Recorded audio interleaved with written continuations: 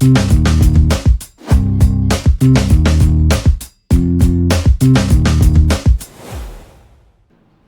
agora mais um episódio do Menor para o Maior, com Sérgio Alves, com a presença aqui ilustre. Ilustre, muito obrigado pela sua presença, Marcel de Manhã. Veja a história desse homem aí, não é só política não, você vai ver a história que vale a pena, é uma história digna de ser contada. E só senta nessa cadeira quem tem história digna de ser contada, porque senão eu não vou perder meu tempo. E aqui, meu amigo, não é perca de tempo, não. Aqui é top demais. Muito obrigado, você é um homem muito ocupado. Muito obrigado por essa sua presença.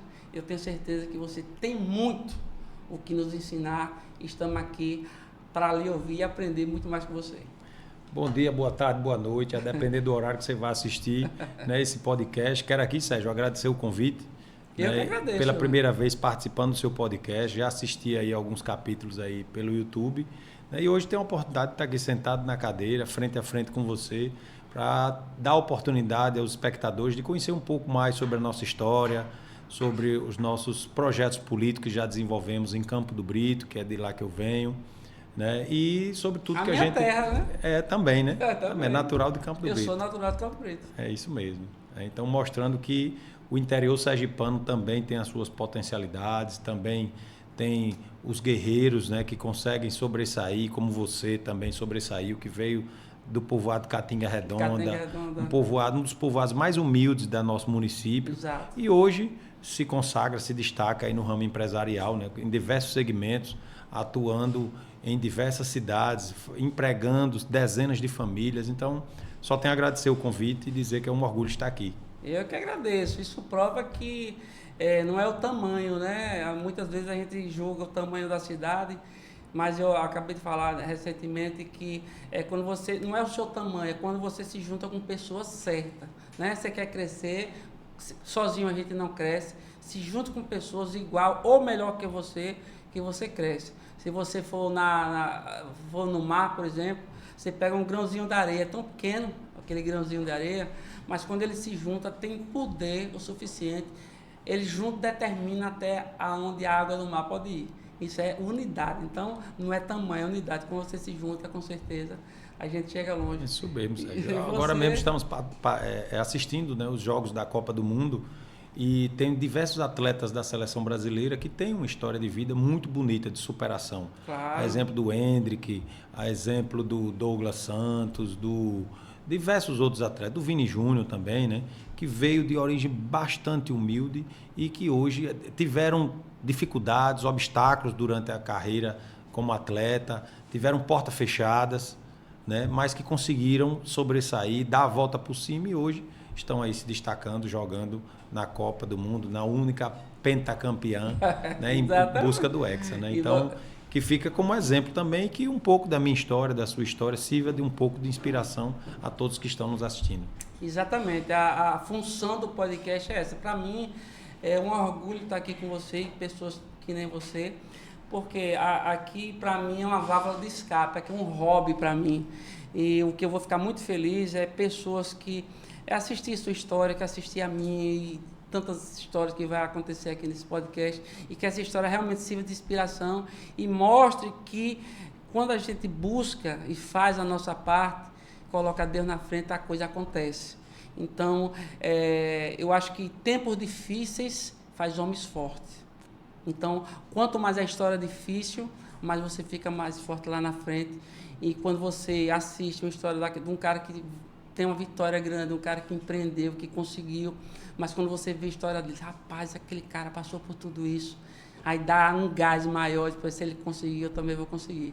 Então é muito bom escutar a sua história, histórias assim semelhantes, porque isso me engrandece, me fortalece, e tenho certeza que não só a mim, mas os nossos telespectadores também vai sentir isso. Eu vou ficar muito feliz, rapaz, aquele cara, a história daquele cara me motivou a ser uma pessoa melhor. É isso. Com certeza, Sérgio. Então, e a sua história, eu quero saber quem é Marcel, Dona Marcel veio já falou, eu quero saber, Marcel é casado, se tem filho, a empresa de Marcel estou com o que, além da política, né? Prefeito já durante 8 anos, prefeito, agora candidato a governador, e com a vitória garantida, vamos lá, né? O governador, deputado. Pré-candidato. Governador logo, Pré-candidato. né? Pré-candidato.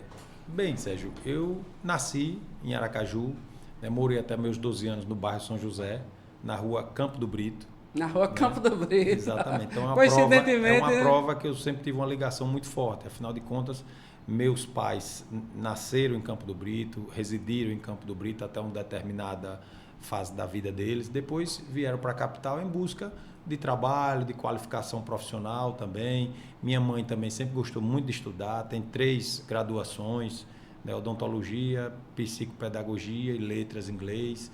Meu pai também se formou em administração, depois se formou em direito. Então, todos 2 gostaram muito de estudar, né, e se qualificaram para buscar mais oportunidades e melhoria de condições para a nossa família, né? Mas sempre teve uma veia muito forte na área do comércio, na área do empreendedorismo. Minha mãe, ainda adolescente, sempre comercializou perfumes, roupas, teve loja de roupa de cama, mesa e banho, loja de criança, de perfume, enfim. Minha mãe sempre teve esse sangue empreendedor e até hoje tem a loja dela aqui em Aracaju, ali na Galeria Moades, na Rua Itabaiana. Meu pai também, né, assistindo meu avô, mãe, como um empreendedor. Uma referência, né? Uma referência. Manuel de Souza é uma referência. Uma referência de empreendedorismo ali na região agreste, né? Exato. Até hoje em diversos segmentos, né? Ele começou a comercializar a região da Povoado Gameleira, foi onde ele nasceu. E é uma região a maior produtora de farinha de mandioca do estado de Sergipe. Eu não sabia que ele tinha nascido em Gameleira. Meu pai nasceu na Gameleira também, né? Nasceu lá e depois com... Quantos aprendizados já? Com 6 aninhos ele foi morar na cidade de Campo do Brito. E aí com 18 ele veio morar em Aracaju para fazer faculdade, né? Então, assim, vida difícil, né? Naquela época, morava no interior, poucas opções de lazer, de oportunidades, né? Então, sempre quem vinha para Aracaju ficava na casa de parentes. Já meu avô materno, meu avô Aquilino, minha avó Bezinha, vieram para Aracaju de Malicuia. Minha mãe tinha 4 anos. E aí aqui terminaram de criar seus filhos, né? E aí depois o destino, eles se casaram, tiveram 3 filhos, minha irmã Adele, que é psicóloga, meu irmão Marcílio, que é administrador, e eu, o caçula do primeiro casamento do meu pai, né? Que sou formado em Direito, com pós-graduação em Gestão Empresarial e Gestão Pública, né? Então, assim, me preparei, me dediquei. Minha mãe sempre incentivou bastante a gente durante as férias, a gente sempre escolheu um curso para fazer, um curso de pintura, curso no Senac, eu sempre busquei de oratória, de Word e Excel, de noções de contabilidade, de PowerPoint, de tudo, de informática, porque a gente sabia que tinha que se preparar para as oportunidades que iriam aparecer, né, na vida de todos nós. Então, para quem está preparado, a gente já sai na frente de quem não está preparado. Exatamente. Né? Então, assim, eu sempre também segui as orientações dele, né, e não me arrependo, né, porque quando as oportunidades surgiram, a gente já estava um passo à frente. E assim foi, né? Eu sempre trabalhei com meu pai na área, depois comecei a fazer o comércio de couro, que é natural da minha família, né? Meu pai, meu avô, mãe, meu pai, também meus tios, a gente sempre desse segmento, né? E depois abri uma indústria de curtimento de peles de cabra e carneiro, né? Depois a gente trabalhou uns 12 anos, aí comprava aqui na região e vendia para as fábricas de Franca, do Rio Grande do Sul, de vestuário, de calçados, né? E aí depois, até que em 2016 a gente entrou na política, recebi um convite, né? Meu avô foi prefeito de Campo do Brito, meu avô mãe, 2004, reeleito em 2008 até 2012. Ele tinha esse sonho, né? Tinha. Na década de 50 ele ajudou a colocar carroçadas de areia na construção da prefeitura, do prédio da prefeitura, né? Ele ajudou a construir a prefeitura. Exatamente. E depois colocou na cabeça que tinha o sonho de ser prefeito da cidade, de sentar na cadeira do prefeito, né? Na época era o então prefeito Francisco Paixão, depois veio a ser deputado estadual, né? E aí ele era o prefeito, estava construindo, e meu avô ajudou na construção ali como carro de boi na época, não era nem carroça, era carro de boi. Carro de boi. Né? Meu pai foi carreiro durante muitos anos. Depois o irmão dele, Roque José de Souza, na década de 70, foi prefeito. Né? Primeiro prefeito vindo do interior, da zona rural, ali do povoado Gameleira. Depois ele faleceu, jovem ainda. E aí depois, na década de 90, meu avô Maim enfrentou 2 eleições. Foi a primeira em 92, 96 não teve êxito. E depois se preparou. Em 2000 ele não foi, em 2004 ele estreou com vitória, né? Aí, em 2004. E aí assumiu, foi muito desafiador. Ele, apesar de ter pouco estudo, né, mas sempre foi um muito inteligente, bom de cálculo, né, bom de planejamento, bom de organização, de disciplina. Né? Então, assim, ele conseguiu desbravar essa parte da gestão pública, né, mas fez com muita seriedade, com muita honradez, e é motivo de orgulho para a nossa família. É tanto que ele faleceu em 2013, em 2016 foi quase que um chamado mesmo, porque o pessoal queria alguém da nossa família e naquela oportunidade ninguém estava disposto a enfrentar. Né? Então, em 2016, inicialmente até eu também não queria, apreensivo, com medo. Sempre gostei de política, né? Afinal de contas, durante a minha infância ali, eu participei ativamente de campanhas do meu avô. E em 2008, na reeleição dele, eu já tinha 20 anos. E aí eu participei ativamente da coordenação da campanha e passei a gostar mais ainda. Em 2012, aí meu avô não teve candidato da minha família em Campo do Brito. Eu atuei aqui na campanha do então João Alves Filho, que foi a última eleição dele para prefeito de Aracaju. Entendi. Em 2012, formamos um grupo de jovens aqui na capital e a gente correu aí, percorreu aí os bairros, as periferias de Aracaju. Foi uma oportunidade enriquecedora. Aprendeu muito também, nessa... aprendi bastante. Tivemos várias reuniões, diálogos com o João Alves Filho, né? Um dos maiores homens públicos do estado de Sergipe. Né? Ao lado de Dona Maria do Carmo também, que já era senadora. Também foi uma oportunidade enriquecedora. Fizeram um trabalho, sim, com certeza. Uma época... E ganhou no primeiro turno. Foi uma coisa assim que ele né, levou. Mas pena que no final do mandato dele ele já estava com a saúde um pouco debilitada, o Alzheimer já pegando, e acabou que o final da gestão já não foi como as pessoas esperavam. Né? Vieram os problemas de saúde, os problemas da gestão, de liderança também. Né? E aí acabou que ele depois, ele nem era para ele ter ido, mas acabou que ele foi e perdeu. Porque está no sangue, né? Está no sangue. Exatamente. Mas então 2012 foi uma experiência bastante enriquecedora, e que 2016 a gente aceitou o convite de entrar como candidato, colocando nosso nome à disposição em nossa primeira eleição. E tivemos um resultado com apenas 30 dias de campanha, que a gente acabou substituindo um absurdo ali, o outro candidato. E aí, eu me lembro, na época foi um absurdo, assim, o pessoal pegou mesmo com quase vontade. 2.000 votos de diferença, né? O pessoal estava bem disposto a mudar. Porque tem eleições que a população quer mudança, não tem jeito. Como aqui a última eleição aqui em 2024 de Aracaju, né? O pessoal queria mudar, não teve jeito. Exatamente. Né? E aí fez a escolha, e hoje a prefeita Emília está aí administrando a cidade de Aracaju. Tá. Né? Como também em 2016 a gente entrou e foi o nosso primeiro mandato. Eu sou de Campo do Brito, e a diferença que existe na cidade hoje é muito grande. Campo do Brito, ela cresceu e está crescendo uma rapidez assim muito grande. Campo do Brito está crescendo, isso aí não tem jeito. A forma de administrar. Para você ter ideia, eu sou a favor, se fosse por mim, só entrava na política quem fosse administrador, quem já teve empresa ou tem empresa, porque quem sabe administrar uma empresa, sabe administrar o município, sabe administrar qualquer coisa. E se você não é administrador, se não tem empresa, se não tem nada, você entrar de cara assim, eu acho que se passa muito, se perde muito ali no meio de campo. O que é que você acha disso? Não, é uma proposta interessante. Eu acredito que as experiências de empreendedorismo que eu tive durante meu período antes de entrar na política foi muito enriquecedor, né? Porque me deu bagagem, me deu experiência de conhecer realidades, de conhecer as dificuldades de quem empreende, do valor do imposto pago, de cada centavo pago, pelo microempreendedor, pelo médio, pelo grande, por todos que pagam, né, os seus impostos, como também o seu imposto de renda de pessoa física e jurídica. Né? É da onde vem toda a receita para custear a máquina pública do país, seja na esfera federal, estadual ou municipal. Né? Então, assim, desde a minha adolescência que eu militei no Conselho de Jovens Empreendedores, que era ligado à Associação Comercial e Empresarial do Estado de Sergipe.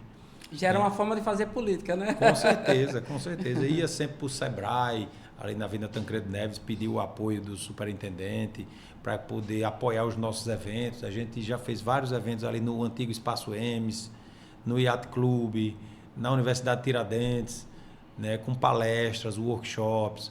Fizemos algumas ações de conscientização da 25 de maio, Dia Nacional da Liberdade do Imposto, né, que é uma forma de conscientizar a população do imposto pago. Aí eu lembro que teve uma vez ali na rua Laranjeiras, que tinha um posto de gasolina, a gente comercializava, fizemos um convênio, né, uma parceria com o sindicato dos postos de combustíveis, e lá nesse posto a gente fez uma manifestação no semáforo para vender o imposto sem gasolina. Você imagine hoje, nos valores de hoje, a gasolina hoje é R$7. Você imagine hoje a gente vender a R$3,50.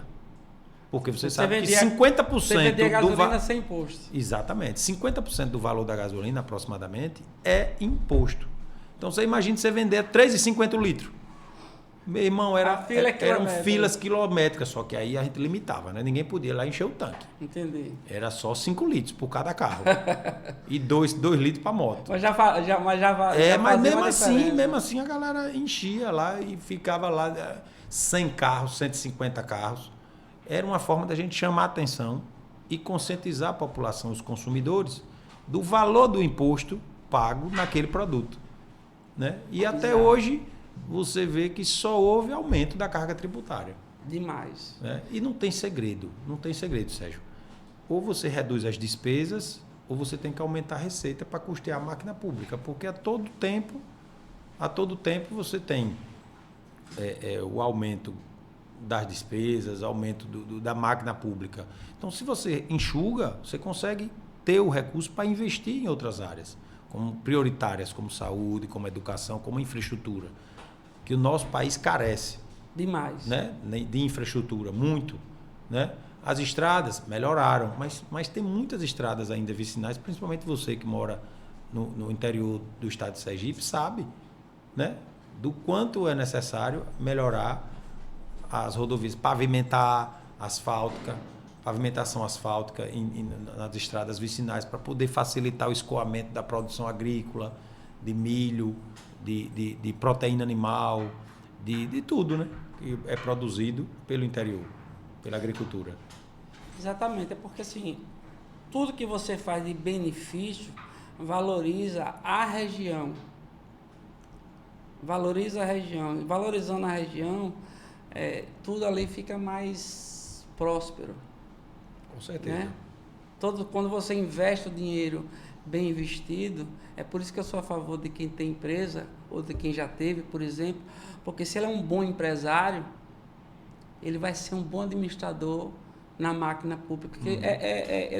A quantidade é só ele investir o dinheiro no produto certo, na hora certa, porque tem as prioridades.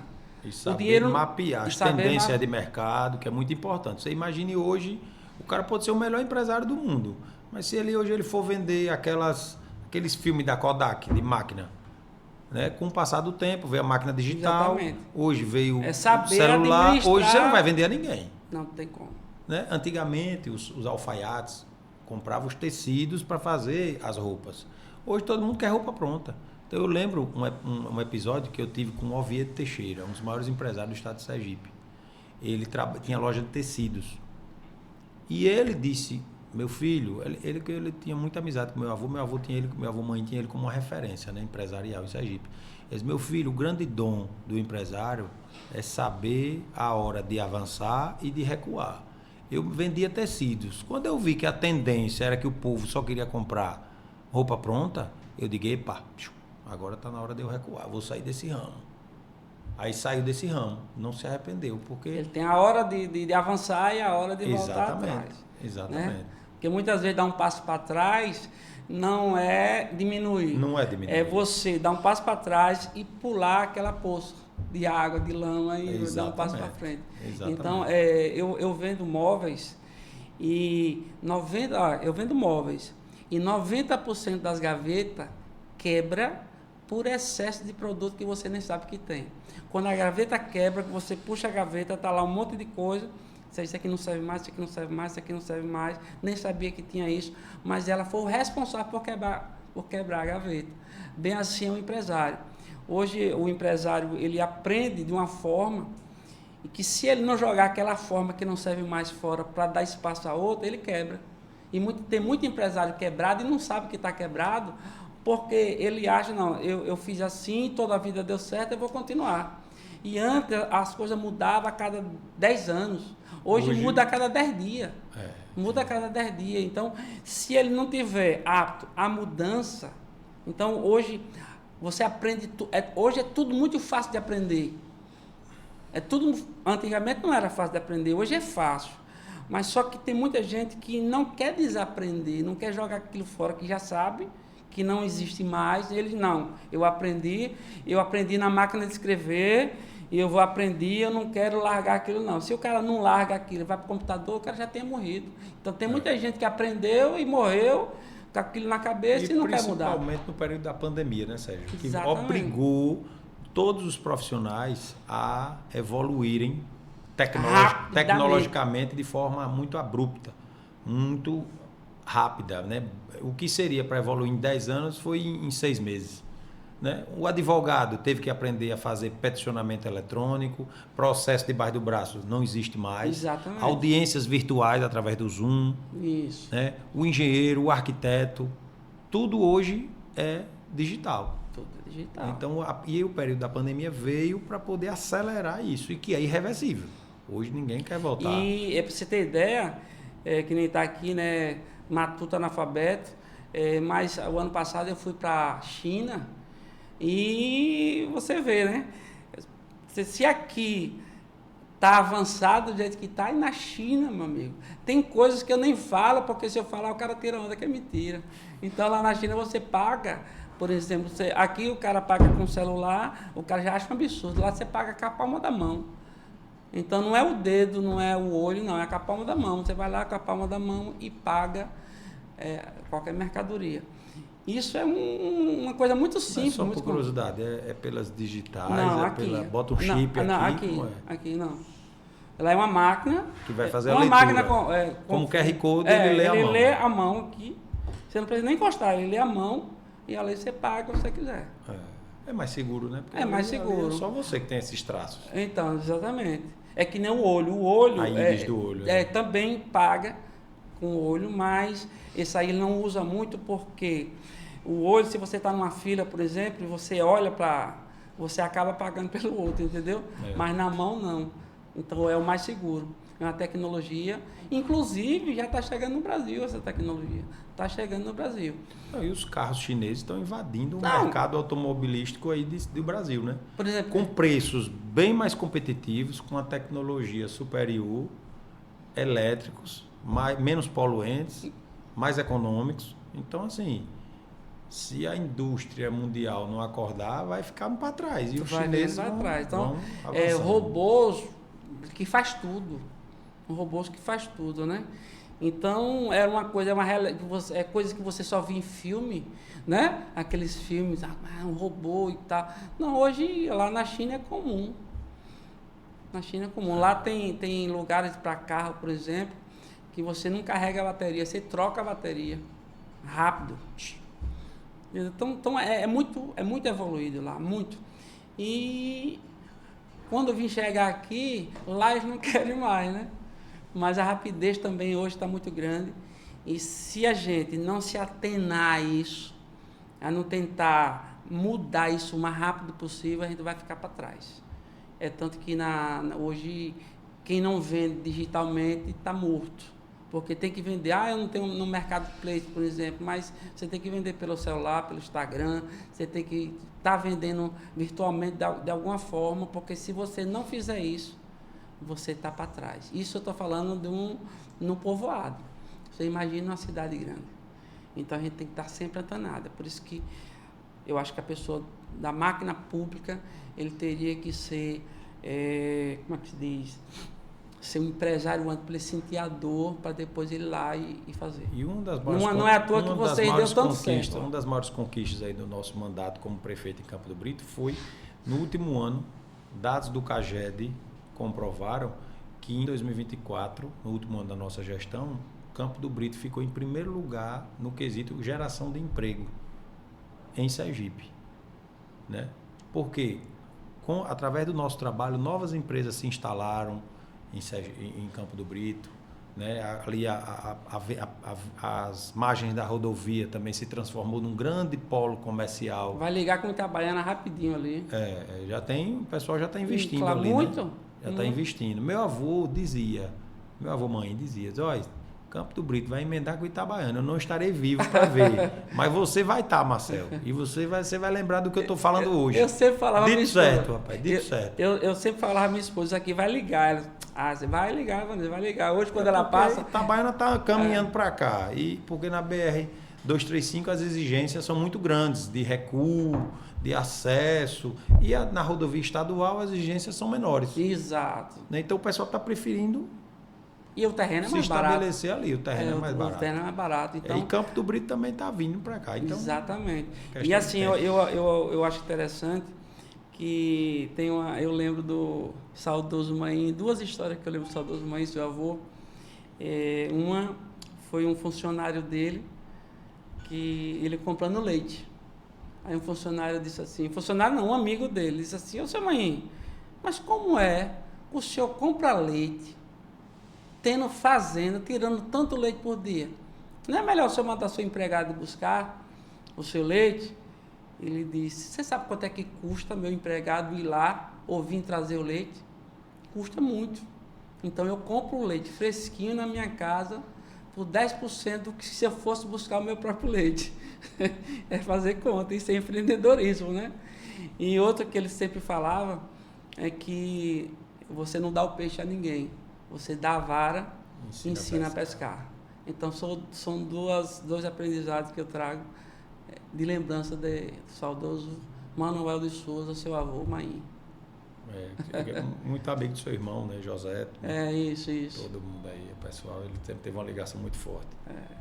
José trabalha lá com você já há muitos anos e ele é apaixonado pela família Souza. Isso é muito bom, né?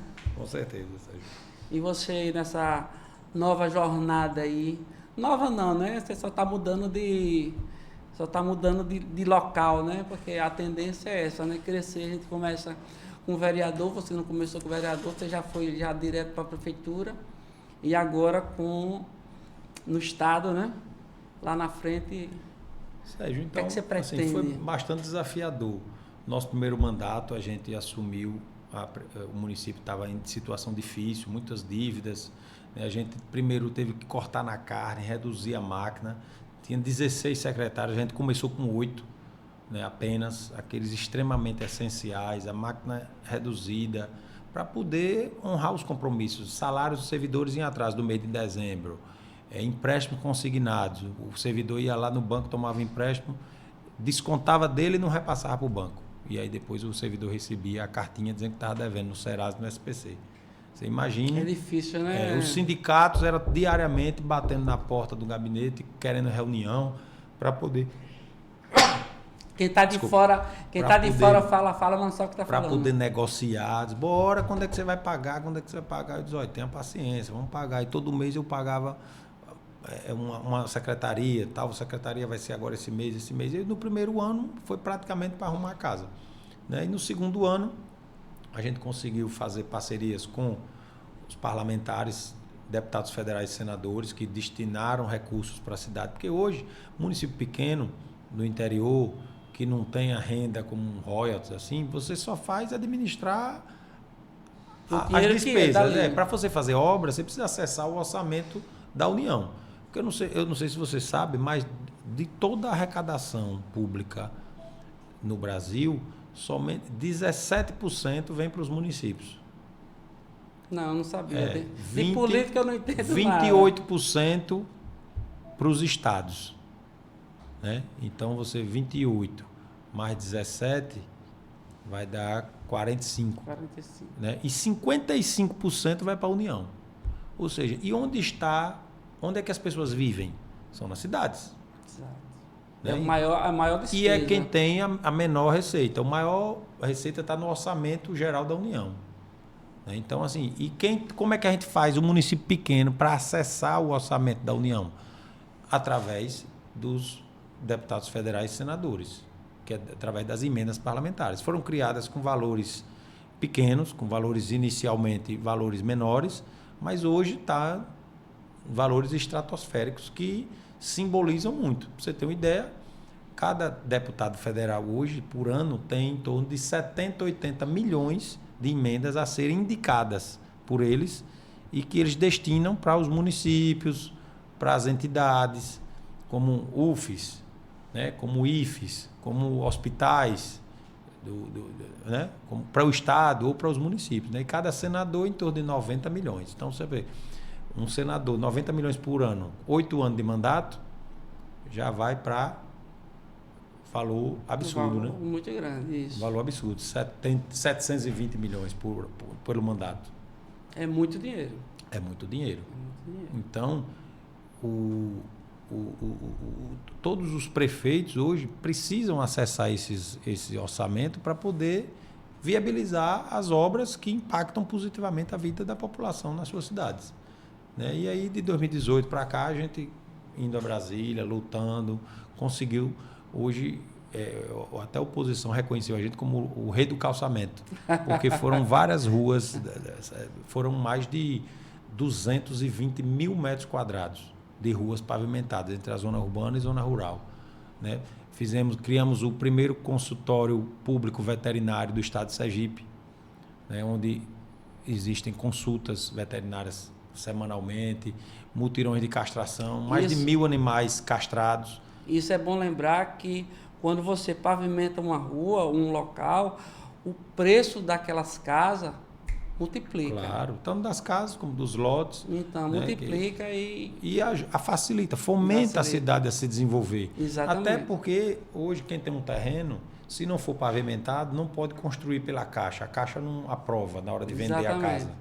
Então, para você vender a casa pela Caixa, que hoje as transações imobiliárias são 80% são financiadas. São financiadas. Porque quem tem uma casa hoje, por mais simples que seja, é 170, 180, 200 mil reais. Exatamente. Ninguém tem esse valor guardado para comprar uma casa. Exato. Então, 80% é através do crédito imobiliário. E o crédito imobiliário ele só é aprovado se a rua for pavimentada com água, energia, escritura, né? Senão ela não Senão libera. ela não, então, hoje você veja o poder público ele tem o papel de fomentar a economia da cidade, de desenvolver. Não pode ser um ente que atrapalhe o desenvolvimento da cidade. Né? O gestor tem todo papel fundamental para uma cidade. Então, ele que comanda ali. Se ele não tiver uma boa visão, ele pode estar com o dinheiro na mão, mas vai gastando de qualquer jeito e não serve. Exatamente. Não é gastar, é saber gastar. Porque quando você sabe gastar, já não é gasto, é investimento, né? Exatamente. Que traz o resultado. Que traz o retorno. Que traz o retorno. No município. Então, assim, foram 8 anos de muita luta, muito trabalho, e que no segundo mandato foi mais prazeroso, porque a gente viu já o resultado do nosso trabalho já aparecendo na ponta, na vida das pessoas. Né? Para você ter uma ideia, a gente entregou a administração municipal em 2024 para 2025 com obras em andamento, com saldo em caixa, para que o próximo gestor desse continuidade às obras, né, em andamento. Então, foi totalmente diferente de como eu recebi. Né? Então, hoje... Você recebeu um débito, você tinha que arrumar dinheiro. É como se o cara tivesse morando de aluguel e fosse obrigado a construir a própria casa, né? Então Bem difícil, é né? bem difícil administrar. Só quem já passou por essa situação sabe. Exatamente. Então, quando o cara é administrador de fato, quando ele é nato daquilo, ele vai dizer, não, eu estou precisando de tudo, mas isso aqui vai ser fundamental, porque com esse aqui eu vou conseguir esse. Então, sabe fazer a manobra da maneira Então, certa. Sérgio, finalizamos nosso mandato com quase 90% de aprovação e refletiu no resultado eleitoral em 2024, na eleição municipal, em que o nosso sucessor, 90%, 94% Médici de da Mãe, aprovação se elegeu com a maior diferença da história das eleições municipais em Campo do Brito. Foram mais de 5 mil votos para o segundo colocado de diferença. Então, assim, refletiu e as pessoas começaram a me perguntar, Marcel, e agora? Você vai... Já foi uma cobrança, né? Você vai ser secretário? Eu digo, não, eu já fui prefeito, para eu ser secretário agora, acho que não é o ideal. Não combina. Não é o ideal. Eu vou conversar com as lideranças. E comecei a conversar com as lideranças estaduais, né? A exemplo do presidente da Assembleia, Jefferson Andrade, que foi o deputado estadual que a gente sempre votou nas últimas eleições, o governador Fábio Mitidieri, né? O senador Laércio Oliveira, e aí conversando com todos, e eu disse, é o momento, eu vou construir esse projeto. E aí começamos a construir logo no início de 2025. Logo que saí do mandato, tirei alguns meses de folga, minha esposa é grávida, né? Aproveitei aquele momento, e logo depois que meu filho nasceu, aí eu caí em campo, e está sendo muito prazeroso circular todo o estado de Sergipe, conhecendo novas pessoas, ouvindo as necessidades, porque às vezes a necessidade de um cidadão do Agreste não é a mesma necessidade de uma pessoa que mora no Baixo São Francisco, exato, que mora na região metropolitana de Aracaju, né? Então, assim, a gente tem procurado ouvir realidades, conhecer realidades diferentes, para que quando a gente chegue a ocupar a cadeira na Assembleia Legislativa, a gente conheça a realidade do povo sergipano e saiba representar. Porque as três funções de todo parlamentar que compõe o poder legislativo, seja municipal, estadual ou federal. O primeiro é fiscalizar o executivo, né? Acompanhar o andamento das obras, as contas, o cumprimento da lei orçamentária anual, né? O segundo, legislar, apresentar projetos de lei, moções que venham a beneficiar a população de alguma forma, né? Uma lei que venha impactar uma categoria, que venha beneficiar um público. E o terceiro, e o mais importante, que é o representar, né? Então, assim, fiscalizar, legislar e representar. Que essa representação é a voz daquelas pessoas que não tem como... Não tem voz, não tem voz, na verdade, né? Não tem como ser ouvida. Você vai ver a necessidade dele, você vai levar essa necessidade dele para trazer... Intermediar uma demanda de um morador da zona rural junto ao governo do estado, para que faça uma benfeitoria, leve água encanada em alguma comunidade que não tenha, né? Então, esse é o...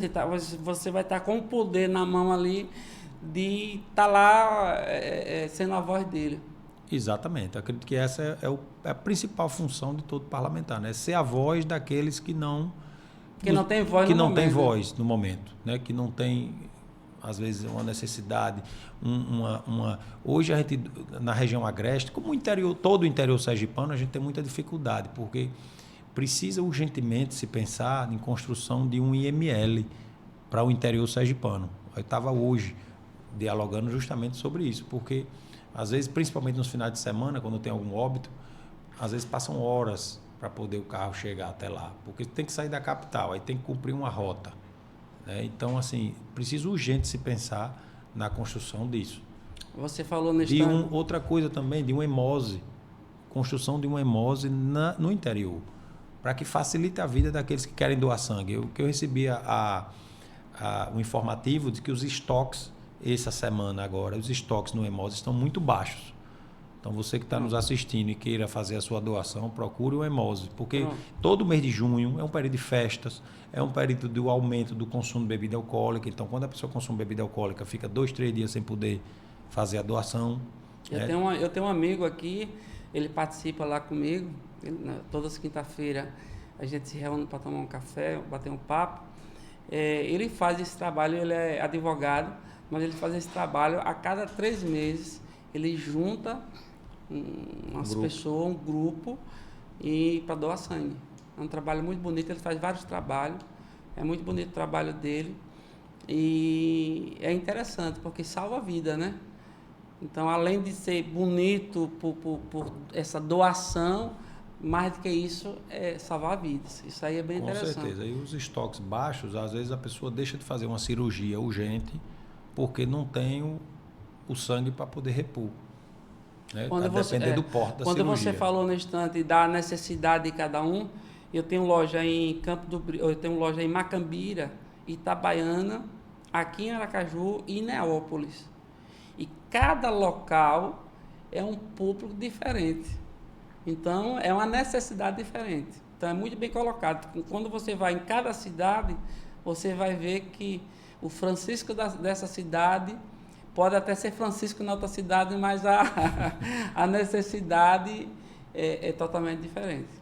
Isso Quando mesmo, você vê isso aí de pé, é por isso que é muito bom você ter uma pessoa que lhe represente de verdade, não no falar, né?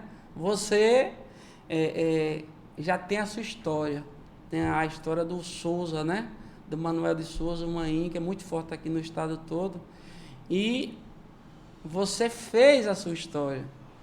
Eu sempre falo aqui ao meu menino, né? Planta a sua árvore, porque quando você planta a sua árvore, você não depende da sombra de ninguém, você tem sombra própria. Mas mais do que sombra própria, você dá sombra a outras pessoas. Então, hoje você já tem o seu nome. Quando você junta o seu nome mais Manuel de Souza, né? O Maim, ela só fortalece. Mas independente disso, você já tem seu nome. A minha primeira eleição foi muito baseada no legado do meu avô, que tinha sido prefeito há 4 anos atrás. Exatamente. Mas na minha reeleição, as pessoas já querem saber o resultado. Exato. O que ele fez? O que foi que ele fez para o Campo do Brito? Ele trabalhou bem, trabalhou certinho. Aí você já tinha árvore, você plantou durante os 4 anos. Exatamente. Aí na minha sucessão, aí agora foi mais ainda, né? Exato. Então, porque você substitui uma pessoa ruim, qualquer coisa que você fizer tá bom, mas para você substituir, né?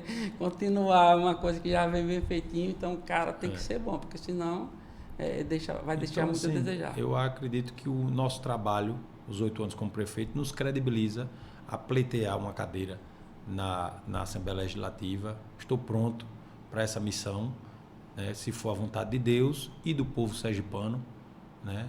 E vamos lutar para que isso aconteça com todas as forças, porque acredito que a política precisa de uma renovação, de uma oxigenação, né? E precisa de pessoas verdadeiramente bem intencionadas, né? Isso prova, nós temos 8 anos de mandato, graças a Deus não responde nenhuma ação de improbidade administrativa, as nossas contas aprovadas no Tribunal de Contas, não teve nenhuma denúncia de corrupção durante o nosso mandato. Isso é que nos orgulha.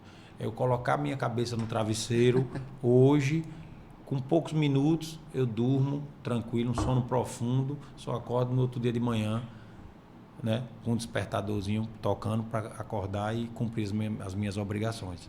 Esse é o maior prazer, né, porque não vai ter ninguém de botar o dedo na minha cara e dizer: você fez isso de errado, você fez isso ilícito.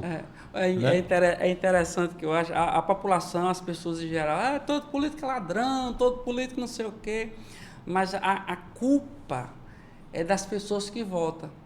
Por quê, Sérgio? Porque elas dizem que político é ladrão, aí tem um cara que não tem nenhuma restrição, nunca teve nada, e aí tem aquele cara que já foi isso, já foi aquilo, tem um monte de denúncia, tem um monte de comprovação, o cara lá e vota. E depois quer que aquele cara faça alguma coisa. É difícil. Esse é o objetivo do político mal intencionado. É jogar todos na vala comum. Então. Porque fica todo mundo por igual e aí ele acaba sobressaindo. Então, quem for o eleitor que for a votar precisa analisar o passado de cada um dos candidatos. Porque se ele nunca foi é uma coisa, mas se ele já foi e tem lá um nome sujo. De presidente a vereador. Exatamente. Avalie o histórico da pessoa, o que ele já fez pela sua comunidade, pela sua cidade, pelo seu estado. né? Os cargos que ele ocupou, como foi a desenvoltura dele, se ele atendia as pessoas bem, se ele agia com honestidade, né? De acordo com a legalidade. Então, tudo isso tem que ser analisado pelos os eleitores para que a gente possa melhorar a qualidade dos políticos em nosso país. Exatamente. Eu acho assim, um recado para você, viu? Você analise as pessoas que vão lutar por você. Então, não adianta você reclamar e no fim aí o cara vai e oferece qualquer vantagemzinha naquele momento, você volta porque o cara me ofereceu isso, mas e depois, durante esses 4 anos aí, você vai ficar só reclamando? Não, mas culpado é vocês que fez da maneira errada. Falei no calor porque fulano pediu, porque fulano deixou de pedir, e aí? Então eu acho assim, que você... mas porque fulano não me deu nada, fulano deu um saco de cimento, fulano... Mas a questão é melhor alguém dar um saco de cimento e você votar nele porque ele deu um saco de cimento, ou alguém que você elegeu, calça a sua rua e a sua casa vai dobrar de valor. Mas fulano... Quantos sacos de cimento mas fulano não me deu nada. Assim, não, ele não fez nada e essa rua. Mas foi para todo mundo. Quanto valorizou a sua casa? É essa conta que tem que fazer. Eu acho que o verdadeiro político, o que eu dou valor, não é aquele que faz um favor para mim, um benefício para mim. Eu acho que o político é o que faz benefício para a comunidade onde eu vivo. Porque quando ele faz para a comunidade, ele está ajudando não é a mim, ele está ajudando a todo mundo. Deus, quando manda a chuva, ele manda para todo mundo. Né? Agora você, cada um. Agora você que cave seu açude na seca, né? Cave seu açude na seca. Mas está ruim de cavar, não. Vai lá na seca, cava o açude. Mas o sol está quente. Se você deixar o inverno chegar, meu amigo, não vai ter como cavar o açude. Então você tem que cavar na seca, para quando a abundância vir, quando a água vir, seu açude vai ficar cheio. Então você tem que entender que as coisas não é fácil, mas é possível. Então a gente tem que olhar de um olhar mais clínico, né? E entender que as pessoas é bom quando é bom para todo mundo, não bom para meia dúzia de pessoas. Com certeza, Sérgio, isso mesmo. Assim? Acho que a visão moderna, a visão de futuro é essa, como você falou, né? Analisar o bem coletivo, o bem comum a todos, não é uma vantagem individual, uma vantagem pessoal. E hoje tem muita maneira de você fiscalizar, você saber se o cara está fazendo certo, se o cara está fazendo errado. Hoje, tem as redes sociais. Nós recebemos, durante o nosso mandato, nós recebemos do Tribunal de Contas um prêmio reconhecendo a transparência, porque hoje tudo que é feito pela gestão pública, ela é publicada no portal da transparência. Seja em todos os âmbitos. E é um portal sério, não é qualquer lugar. Estadual e federal. E é monitorado pelos tribunais de contas do Estado e da União. Né? Então, assim, todas as informações, atos, nomeações, questões orçamentárias, elas são publicadas no portal da transparência e é de livre acesso ao cidadão comum. E o município ou Estado que não cumprir com essa lei, ele é penalizado.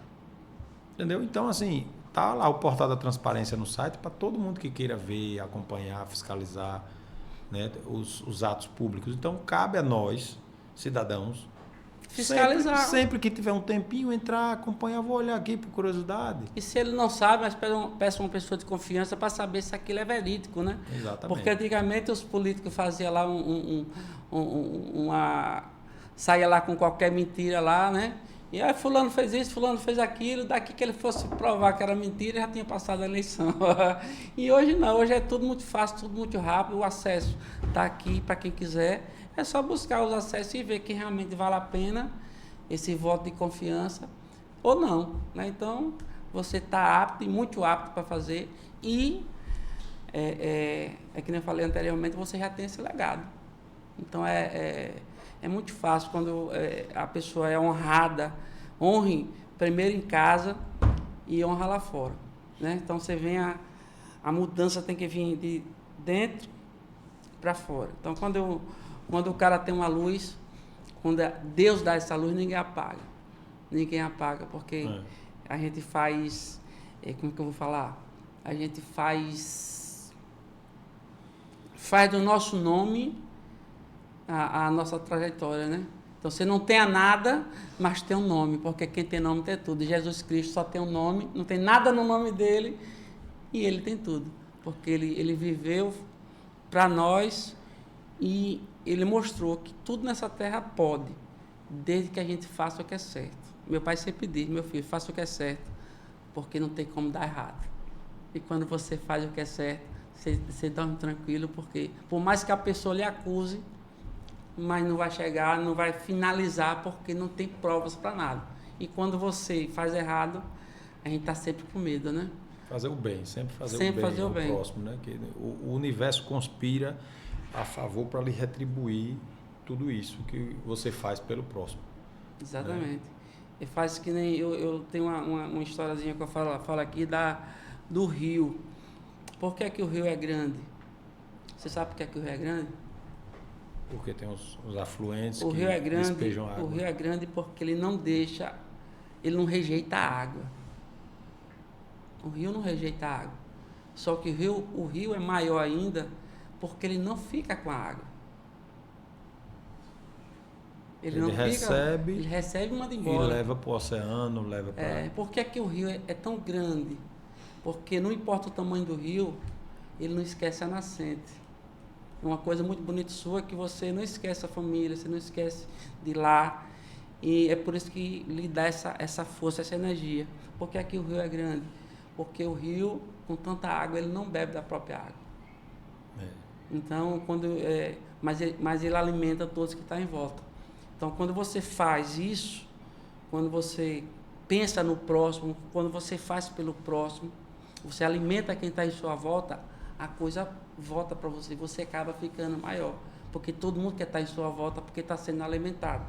Isso é muito bom. Então, quando você usa o dinheiro dos impostos para um bem comum de todo mundo, até aquele cara que não gostava de imediato, que votou contra, que fez aquilo outro para paz, eu não votava, mas agora eu não tenho motivo para não votar, porque realmente... É justamente isso que aconteceu.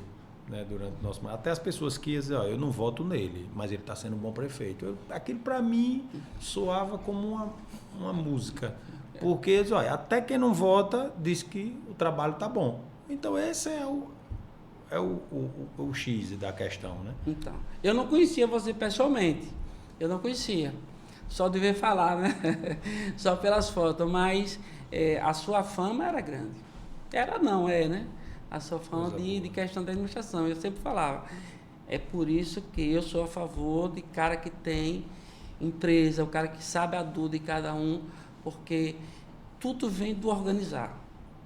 Tudo vem do organizar. Então, se um cara ele não tem condições de administrar a empresa dele, ele vai administrar uma prefeitura, vai administrar o quê? Um país? Como? Se ele não tem a própria empresa. Então, ele tem que ser bom ali, ele começa bom de dentro da empresa dele para fora. O cara que administra bem uma empresa, ele pode administrar qualquer coisa.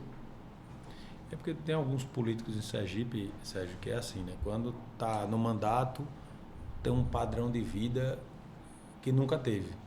Quando está fora do mandato, passa quase necessidade. Então, assim, aqueles políticos de carreira, que vive da política, diferentemente da minha pessoa. Exatamente. Né? Que a gente tem outros afazeres, tem outros, mas encara a política como uma missão, como um instrumento de transformação social, né? De melhorar a vida das pessoas. Essa, para mim, é a política. Pronto, o Manuel de Souza, quando ele foi candidato, até quando ele virou prefeito, o pessoal, para que um homem com tanto dinheiro vai entrar na política? Mas ele não queria dinheiro ele já tinha. Então, muita gente entra na política visando o dinheiro que a política pode dar. Ele chegou a dizer que se não realizasse o sonho dele, não fosse prefeito da cidade natal, Campo do Brito, ele não ia morrer feliz. Aí a família, então temos que lutar e se esforçar para realizar o sonho dele. E aí foi onde todo mundo se engajou e aí deu certo. E o interessante é que tudo para ficar bom, não sei se você sabe, já prestou atenção, que tudo para ficar bom tem que ficar ruim primeiro. Você sabia disso ou não? Para poder dar valor Não, ao bom, você tem que provar do ruim. Tudo para ficar bom, tudo para melhorar, tem que piorar primeiro. Eu vou dar um exemplo.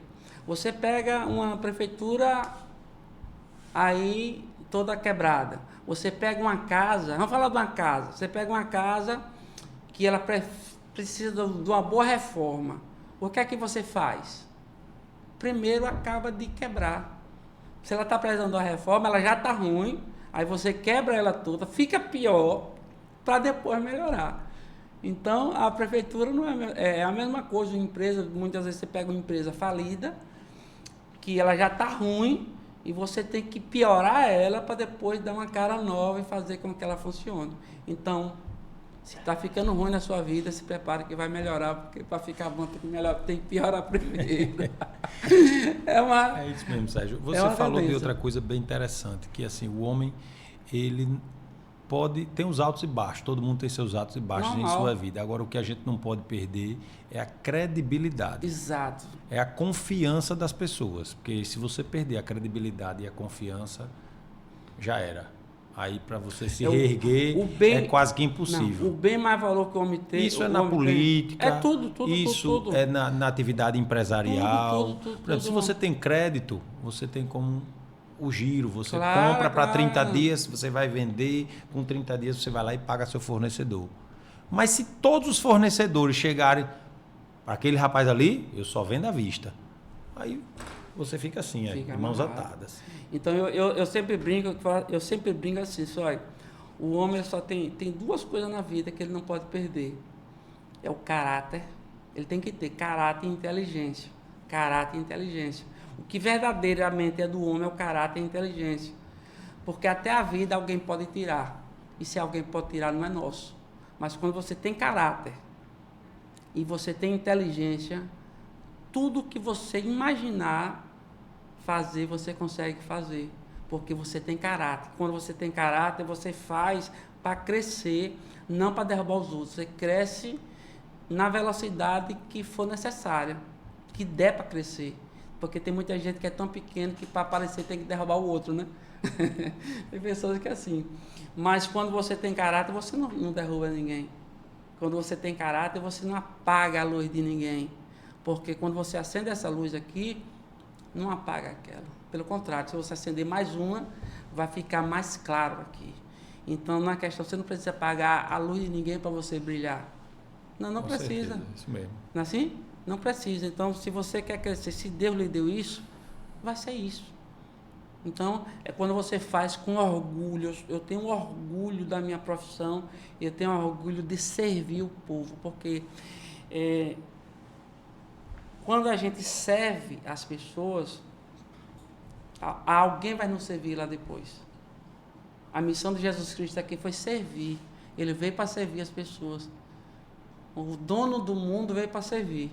Isso mostra que a humildade, quando você tem humildade você busca a ser bom para as pessoas, a fazer o bem para as pessoas, isso vai lhe retornar como gratidão.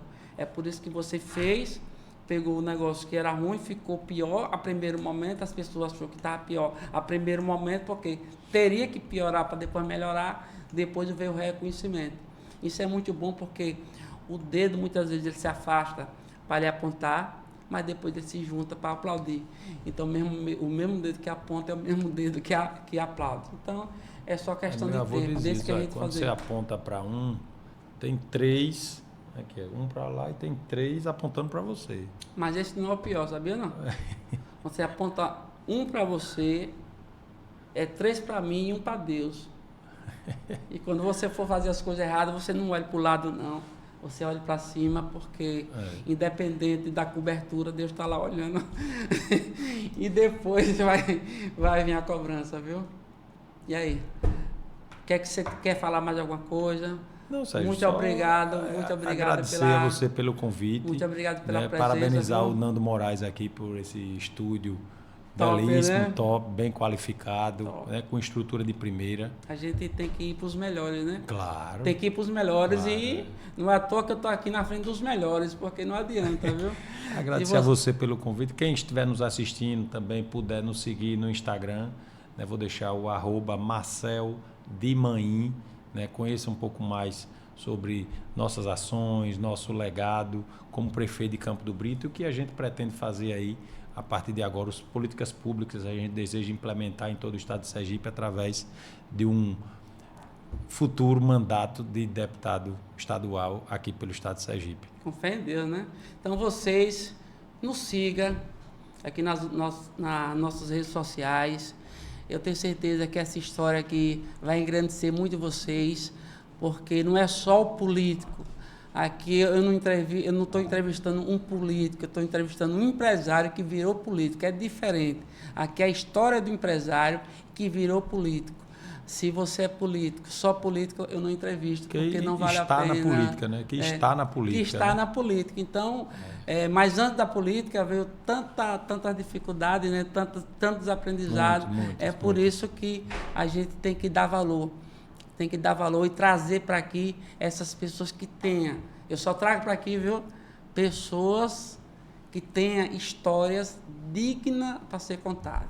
E você, história e dignidade é o que você tem. Muito obrigada, viu? A gente conseguiu transformar Campo do Brito na capital sergipana do mountain bike, né? Onde sediamos o Campeonato Brasileiro de Mountain Bike. Nós conseguimos transformar Campo do Brito na referência em empreendedorismo, onde fomos reconhecidos pelo SEBRAE por 3 edições consecutivas como prefeito empreendedor. Recebemos o prêmio aqui em Sergipe, fomos a Brasília participar da etapa nacional. Nós conseguimos transformar Campo do Brito em referência no quesito de transparência no Tribunal de Contas. Nós recebemos um certificado do Ministério Público Estadual e Federal como referência em infraestrutura, na educação, onde foi criada vagas de creche na zona rural, principalmente nas áreas produtoras de farinha, onde as mães iam trabalhar e não tinham de deixar seus filhos. Às vezes muitos se cortavam com objetos perfuro-cortantes ou se queimavam nos fornos das casas de farinha. E hoje tem um lugar seguro para deixar seus filhos enquanto trabalham. Então, o político verdadeiro é esse. É a partir de você ouvindo, circulando, você vai aprendendo assim as demandas que a população tem e vai buscar soluções, seja no legislativo, seja no executivo, seja no municipal, estadual, né, seja onde for. O homem público é para trabalhar pela população e buscar soluções para as demandas e os problemas que existem. Né? Eu sempre falo que o empresário, seja ele lá empresário ou político, vive que nem encanador, né? Você sabe, né? Encanador. O político ou empresário vive que nem encanador, você tá vendo? Não? Como é? Vive de conexão. A gente vai se conectando e trazendo o melhor para cada um, né? Então é isso. Valeu, Sérgio. Então, obrigado pelo convite. Viu? Passou rápido, muito obrigado. Já tem mais de 1 hora. Tem mais de 1 hora já, o negócio vai. Passou rápido, não foi? Você conversa Vamos marcar outras vezes. Vamos marcar outras vezes. Quem sabe depois de outubro. Sim, com certeza. Né? Depois da vitória. Já depois da vitória, para a gente poder relatar um pouco sobre toda a nossa experiência. Está sendo muito gratificante percorrer todo o estado de Sergipe e conhecendo realidades diferentes, né? Histórias comoventes, e que depois eu pensei até em escrever um livro. Não. Depois que eu viver tudo isso aí de uma campanha, de uma disputa, né? De uma candidatura a nível estadual. Quem sabe? Você vê, gente, o empreendedor assim, ele encontra tudo, de tudo ele faz negócio, isso é muito bom. Então, muito obrigado, que Deus continue abençoando a sua jornada. E você nos assista, acompanhe nas nossas redes sociais, Sérgio Alves, do menor para o maior, esse episódio, repasse aí que vai ser muito bom. Aê!